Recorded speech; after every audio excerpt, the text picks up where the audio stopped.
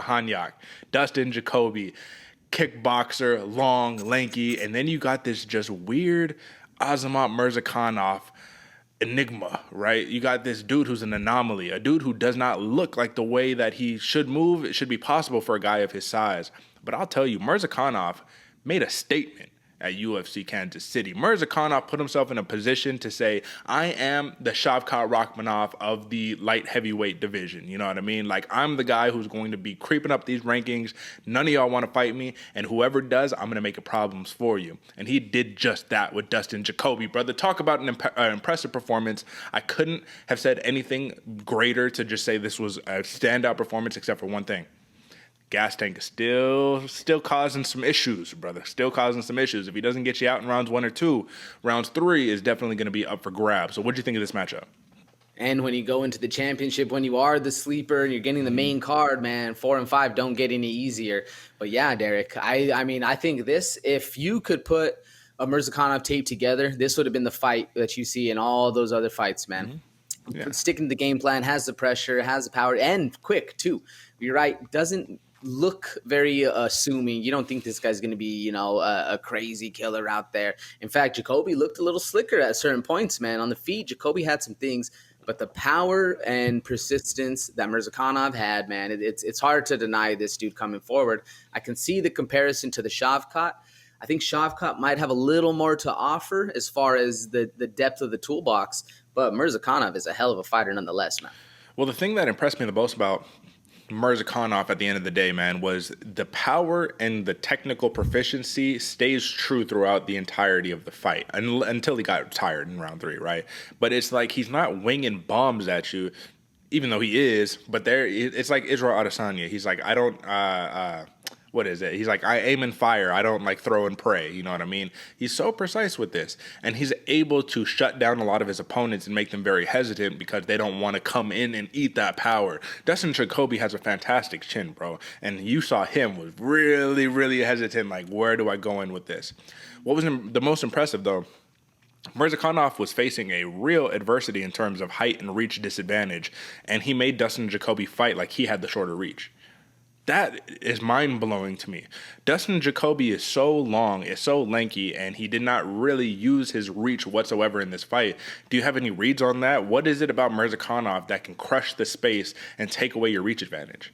I think more so, Derek, that's a Jacoby flaw than anything because we've seen it in a couple of his fights. He's this long, lanky kickboxer. We were talking about the high head kick because Murzakanov, he's always circling. He's always pawing that front hand.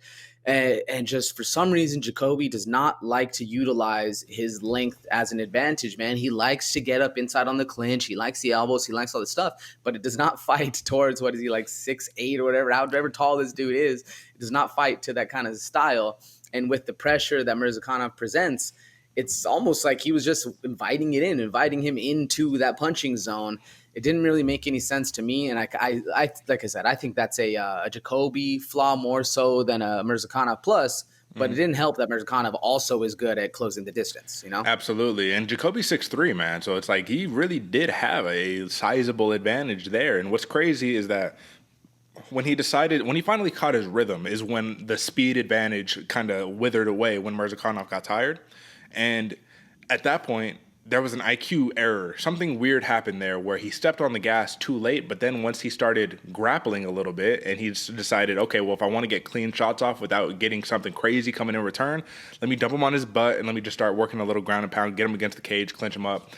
But a lot of people were calling for, like, Jacoby, what, like, you're raising your hands like you won. Do you not realize you were down 2 rounds, you needed to finish, and then you decided you wanted to start wrestling in the last, like, minute and a half of the fight? In this situation right here, do you have any thoughts or any impressions of that? Is that simply an IQ mistake, or do you think he saw something different within the actual fight? I think, Derek, this fully comes down to we still don't know what the hell the judges are thinking and how they're going to score the fight. Sometimes out of nowhere, we saw it earlier in the night, if you just get a takedown and you control for however long, the judges will give you that round. Doesn't make any sense, doesn't at all correlate to what the rules of the scoring criteria are. But we've seen it happen a lot of times. Oh, he got the takedown. He stole the round from him. Like, did he steal the round? No. And that could be what Jacoby was thinking right there. He stole the fight. He had the control time at the end. I was winning at the end of the fight. Yeah. Yeah.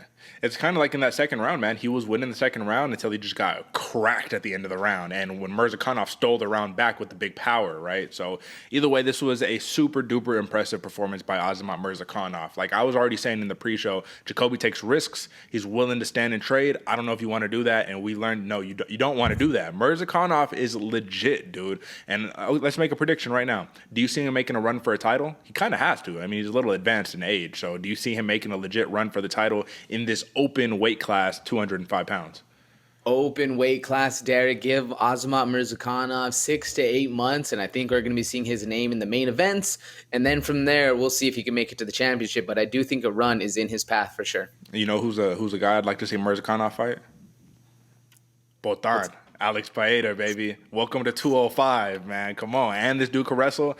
I think that would be an interesting matchup. Do you think that will ever happen? I mean, it could. It could happen. I don't think they're gonna give Potan Murzakanov because I feel like it's just too stylistically, like if Potan has a hell of a fan base already, and I don't think they're putting him with a sleeper against Murzakanov. But if Murzakanov gets some wins under his belt, some highlights going forward, we could see it. To me, this is almost the same matchup as Jacoby Murzakanov. Is Paeta Murzakanov. He told he could do it, man, and he's gonna be bigger, and he's gonna have to, bro. Yeah, that. Imagine just seeing them. He's gonna be looking up at him while he's trying to. Yeah, exactly. All right, bro.